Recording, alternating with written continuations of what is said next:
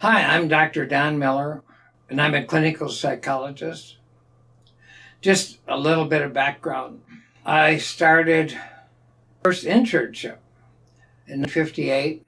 I rotated through 4 different Veterans Administration hospitals in the Los Angeles area over the next 2 years, at which time I was enrolled in the UCLA graduate psychology program. After 2 years, I transferred to the University of Utah and received my PhD in 1966. I'm going to talk about positive parenting. This will just is, I guess you would say, just scratching the surface of the information that is in my book on the positive parenting chapter. And I talk about multiple different studies and how to be the best parents you can be.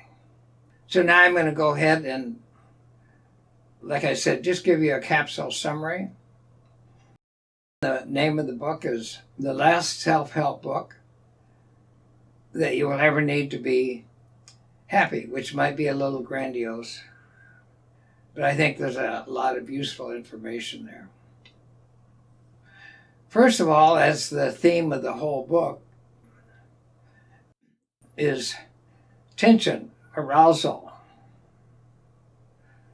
high cortisol, high adrenaline, interferes with lots and lots of functions in life. And high cortisol, high adrenaline, high arousal, there's the higher likelihood of anger directed by the parents at the children. So now just a couple referrals to that topic. There are now studies that have gone on for years and years. And one of them was the Dunedin study, Dunedin, New Zealand. There's 1,200 papers that have come out of that study. Then there's the other long-term study, the Quincy study, Quincy, Massachusetts. And what have these studies shown? That harsh parenting, meaning getting angry, meaning demeaning, meaning being critical, results in multiple problems for the children. That children that come out of these harsh environments have a higher probability of failure in life, of going to jail, of failing relationships, of getting to alcohol, drugs. So that's the focus, is can we learn to be kind to our children? Can we do positive parenting? Now, what is positive parenting? What does it mean by that? That means that we're not going to be critical. We're going to find ways of positive reinforcement. In other words, positive reinforcement or praise is the most powerful thing you can do to change anybody's behavior. So, let me just hit a couple of topics here quickly. Like, are there times that you may need to just do a timeout? And lots of people have thought about timeouts, studied timeouts. And so for younger children that are just out of control, they're having a tantrum, the trick is you have them in a chair, you get behind them, you hold their hands to their shoulders, hold them in the chair while they're having the tantrum. But instead of like putting them in someplace for 1 minute for each year of their life, timeouts can be just a few seconds at times. So with this timeout chair, that you don't hold them there until they're quiet. You hold them in the chair until they are starting to calm down a little bit. So over a period of time, if you do timeouts, then they learn that they can quickly get back out of the chair the sooner they calm down. That's just one little hint. I've got more details about that in the book. Then I've talked elsewhere already about 2 plus 2. 2 plus 2 is 5, the child says. And the parent, the angry parent, says 2 plus 2, what's the matter with you? Are you stupid? And so that child, he's already facing criticism. He's already going to head into avoidance. He's going to be afraid of making a mistake doing homework. So he'll probably skip out of homework, maybe drop out of school, just if that same trend of criticism continues. But now if another parent says 2 and 2 is 5, you don't know how close you are. But let's think about this. Let's try a little harder. Look at my fingers. And now you got it. Yeah, it's 4, isn't it? So in other words, you never have to ever criticize a child. You just say, let's try it this way. First, you praise them extensively for trying it all. Then, even if they make a mistake, you praise them. And then you say, let's get this. Yeah, let's figure this out.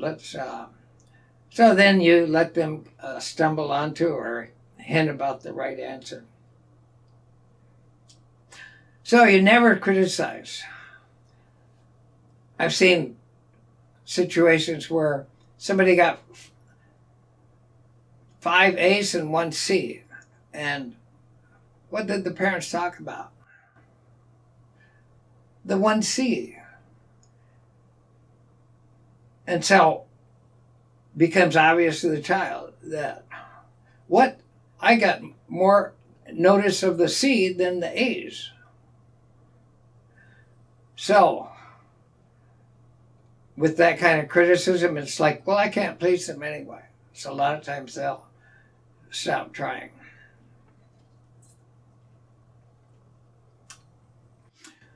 So, the ideal course, and then there's some discussion about this in my book, you're a consultant to your child. You're kind of helping them out. You're like a mentor. You're not directing things. So how do you get people to do what you want them to do? One successful way is family meetings. You kind of like talk about, okay, now Billy said that he was going to work on the lawn this week, and George said he was going to work on feeding the dogs. Now, how did we do on that? And so, now did Billy have a little trouble? Well, Billy, how can we help you out to get back to that? That's a very powerful approach, because it's kind of like, you're just praising them the whole time. And then, well, what can we do to help you do a little more, or get your job done? So now the kids are fighting. So, of course, you want to sit down and say, who started that? You want to play courtroom. But instead, you have them sit down, calm down, go sit on the couch for a couple of minutes, and you say, now, while you're sitting on the couch, I want you to think about this. Next time that happens, what do you think you could do next time to do this different so you guys can learn to get along? So then you have come over. Then, okay, well, Billy, what do you think? What could you do to... Then I was amazed that one boy, he said, well, when my brother is trying to trip me, I could be a little bit more on the lookout and walk around his leg instead of fall over. And so even though he was kind of the victim, he was still able to think about that. And then you praise them profusely for them doing that kind of contemplating that. So what are we doing? Instead of teaching them, oh, I got in trouble, I'm in trouble again, and so we'll see who wins. And so maybe George will get punished this time. Maybe Billy will get, but then they got to try again later. But this way you're teaching them to resolve the conflicts. So how can you avoid lecturing to kids? They hate it. They hate being lectured. The Socratic dialogue. You say, and then what happened? And then what happened? And then, well, what do you think you could do about that? Now, do you think that this would be something that you could work on? And you get them to say, just like they would say, with the, I'm going to do this to try to help get along better later. They would say this to, what I'm going to do to help out around the house a little later. Now, I found out this, one of the first things I asked parents is, could you just try, after our first visit here, to just experiment with not yelling at all week. But think of different ways you could do something different, or talk to them. Or if you can't stop yelling, just walk away and say nothing at all. And the surprising thing is that even before I've given them some of these suggestions, that their child will be more cooperative on the next visit. So just stopping the anger, toning down the anger, toning down the lecture, they'll already start cooperating more. So again, we're finding harshness and anger, which is fueled by high tension. And if you do read the book, you're going to get tired of hearing that term. So now here's a real shocker. How about when your child is angry at you, apologize to them? What? Apologize to my child? Never. Never. It's not my fault. But think about it. Let's say your child is saying, well, it's not my turn to do that. Billy did that. And then they want to argue. Then you want to argue back. You want to say, no, I'm the mother here. I'm the father here. You're going to do what I tell you. But what if you say, you know what, Billy? Do you know what? I know this is really hard on you. And you think it's not fair. And, and I would like to change it. But, it's just something that kind of needs to be done. So, and when they're angry, you apologize. But at the same time, you would get up and carry out an order. Like if you say, okay, time to get off the computer, time to stop your games. When you give that order, you are getting up and walking over toward them. And when they get angry, you say, oh, I know you wanted to play some more. I know that. But, it's really time, and you kind of touch them a little bit. You kind of maybe reach over, turn off the computer. And then they get mad at that. Oh, I'm so sorry. But, it's really time to do this now. It's time to get your bath or whatever.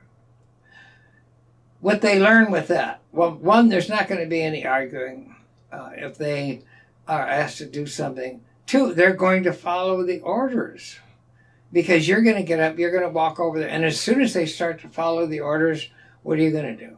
You're going to praise them. Say, thank you. You're such a big help.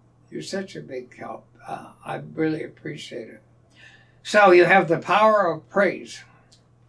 Now, one of the things you might praise them with is about food. You might say, yeah, I would love it if I could just let you eat ding-dongs all day because I know they taste better. But they'd probably put me in jail because I'd be a bad mom. So I'm sorry that this is what's for dinner. And I hope you're not too upset about that or you're not too hungry. But if you don't feel like eating, you don't have to. So there's the deal about we never try to talk children into eating. We never say, you can get this if you eat, you can get that to eat. There's only one thing that we're going to use to get children to eat, which is hunger. And so you sit them down, they don't feel like eating a thing. So you don't make them. But then you don't let them fill up on ding-dongs. You have to control the food in between the meals. So eventually they will come to the table and they will say they're hungry. They will eat even its vegetables. So another little tricky thing.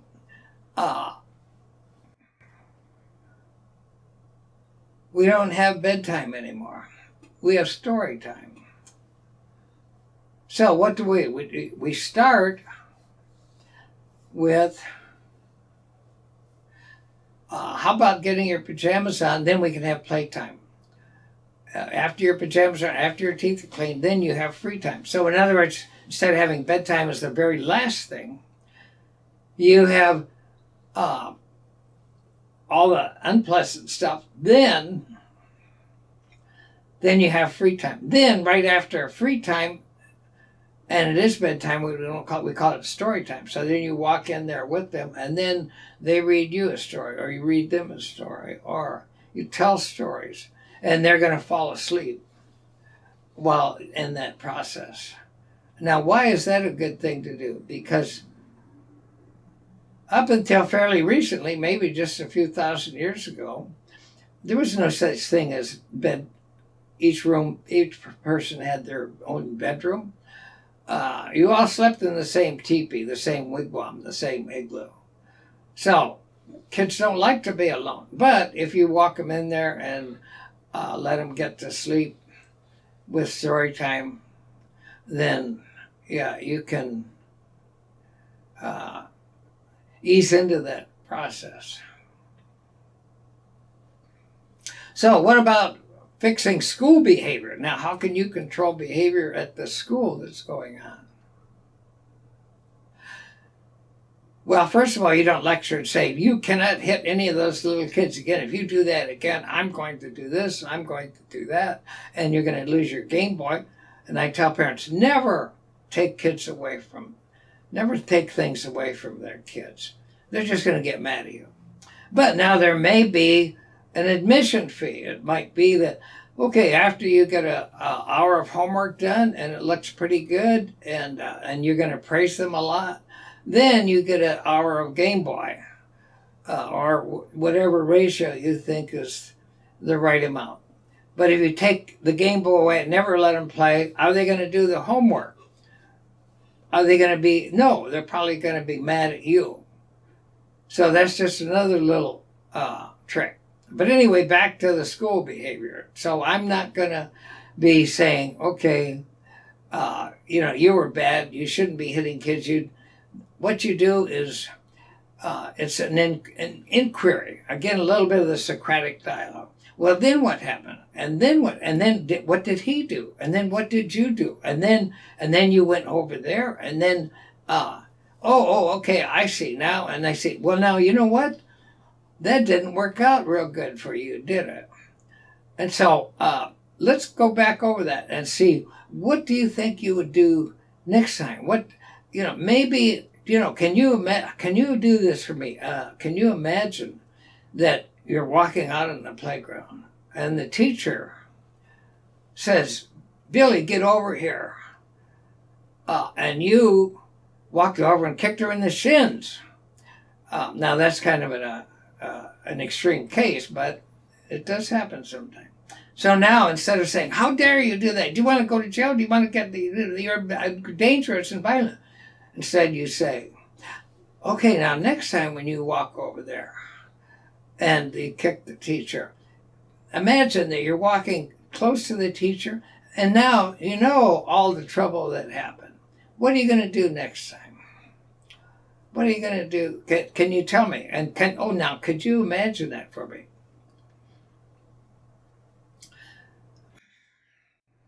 So one of my favorite stories is the girl who was 9, would not carry a single cup into the kitchen. Wouldn't help Mom. But then Mom had been pushing her to help her for a long time, and it just got worse. So I said, could you get her to carry just one cup? Could you just say, could you do me a great big favor? Could you carry this cup into the kitchen for me from the dining room table? And well, she managed to do it. Then she praised the girl, said, you know what? That might seem like a small thing, but I really appreciate it. So then next time, though, it's like,